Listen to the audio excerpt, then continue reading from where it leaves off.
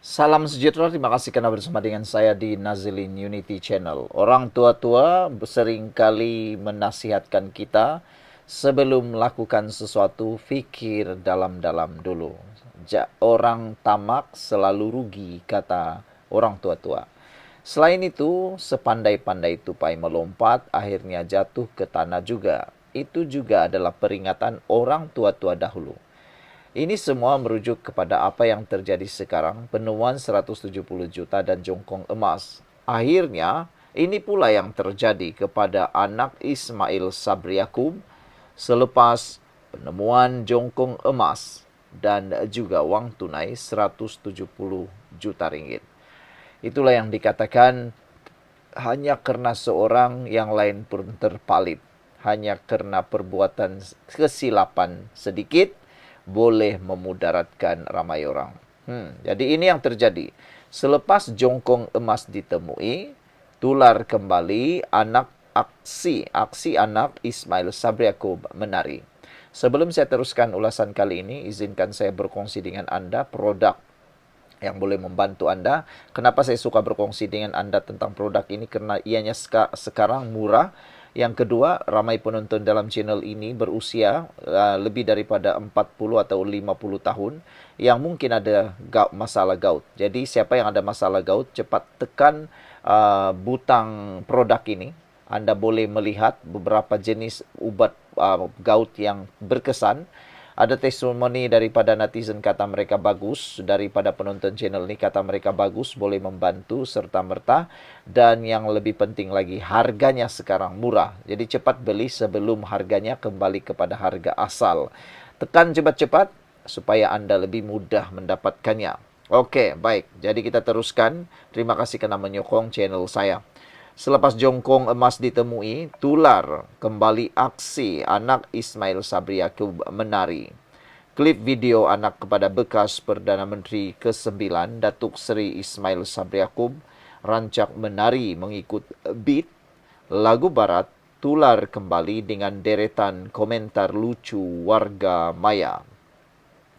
Berdurasi hanya 18 saat, rakaman tarian Daffy 36 tahun itu mula dibuat naik di TikTok pada tahun 2023 dengan jumlah tontonan lebih 345.000 tontonan setakat ini. Daffy atau nama sebenarnya Gaddafi Ismail Sabri merupakan peserta program reality television Akademi Fantasia musim kelima AF5 pada tahun 2007. Aksi pemegang diploma profesional dalam seni muzik dan bunyi dari Universiti Teknologi Kreatif Lim Kok Wing itu jadi sebutan orang ramai susulan penemuan wang tunai berjumlah kira-kira 170 juta ringgit dalam pelbagai mata wang antarabangsa dan oleh Suruhan Jaya Pencegahan Rasuah Malaysia SPRM. Turut dirampas dalam serbuan di sebuah kondominium di Ibu Negara yang dijadikan safe house oleh pembantu kepada Ismail Sabri Yaakob ialah 16 kilogram jongkong emas tulin dianggarkan mencecah hampir 7 juta ringgit. Ekoran rampasan mengejutkan itu, SPRM mengesahkan Ismail Sabri kini sebagai suspek dalam kes rasuah dan pengubahan wang haram disiasat agensi itu dan bukan lagi sebagai saksi. Ahli Parlimen Berai itu melakukan perincian harta mengikut Seksyen 36 Akta SPRM.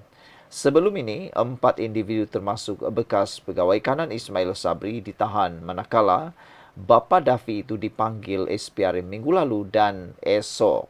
Jadi apa yang menjadi tular ialah apabila dalam ucapan X menulis saya atau mi bila bapa cakap ambillah satu jongkong emas tu, tarian Daffy yang dipaparkan dalam video tular. Sekian dulu untuk kali ini, jangan lupa tinggalkan komen Anda. Salam sejahtera. Yang ini lucu. Manakah tidak lucu? Orang lain yang terkena kes 170 juta, tiba-tiba pula pegawai PAS pula yang meracau meroyan. Apalah kaitan PAS dengan isu itu? Adakah mereka berkepentingan? Tak tahulah. Mungkin saja ada kaitan, kata netizen. Pas pula kalut. Selepas Perdana Menteri ke-9 jadi suspek kes pengubahan wang haram. Tiba-tiba pula pas bukan saja jadi hero, tapi mula kalut. Kalut kenapa? Entahlah. Mungkin sebab tidak dapat meneruskan rancangan projek tebuk atap 2.0.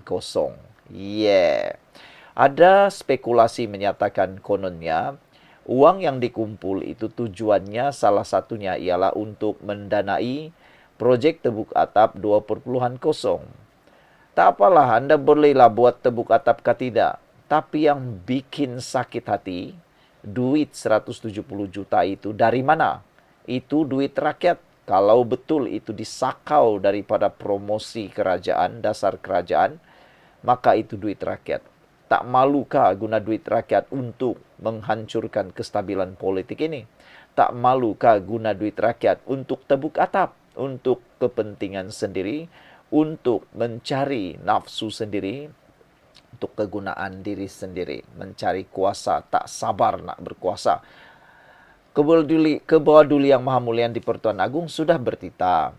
Tunggulah pilihan raya kalau nak berpolitik. Jangan asik-asik nak mengganggu gugat kestabilan negara ini. Tapi ada juga yang tak serik-serik. Okeylah, sebelum itu saya nak kongsi dengan anda semua. Ini ada satu produk obat gout. Kebanyakan penonton video channel saya berusia 60 tahun ke atas. Jadi mungkin ada yang ada gout.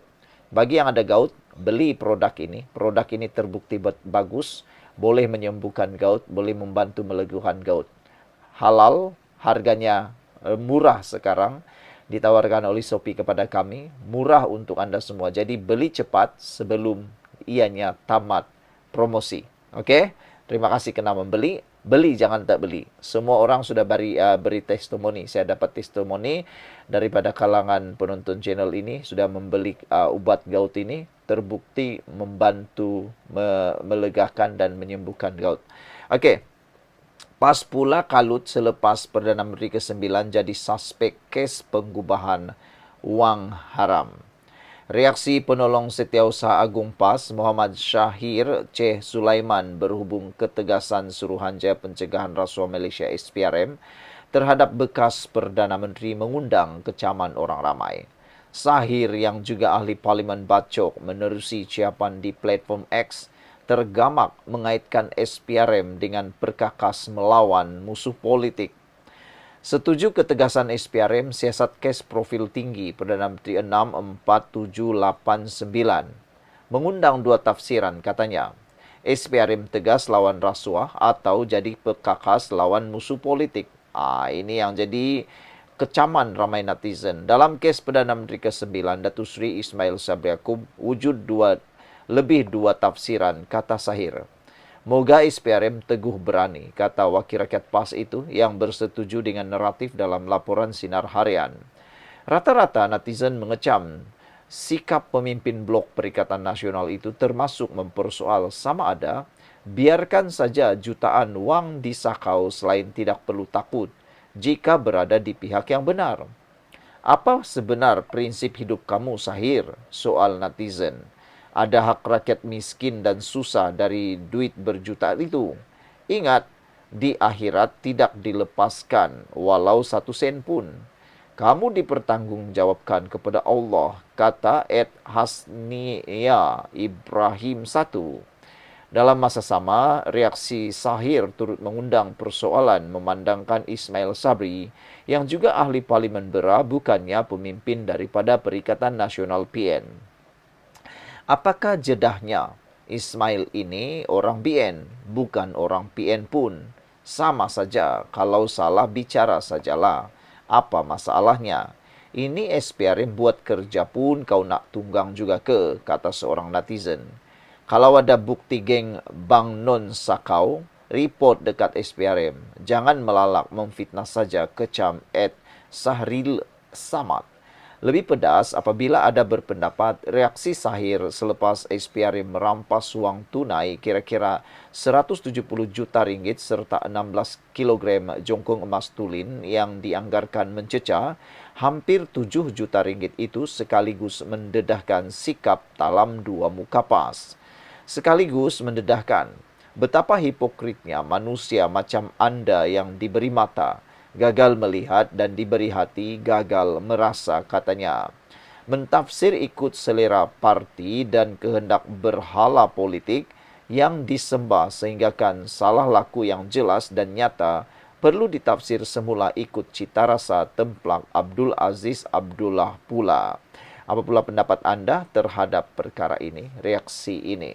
Sekian dulu untuk kali ini. Jangan lupa tinggalkan komen anda, tekan butang subscribe. Bye-bye.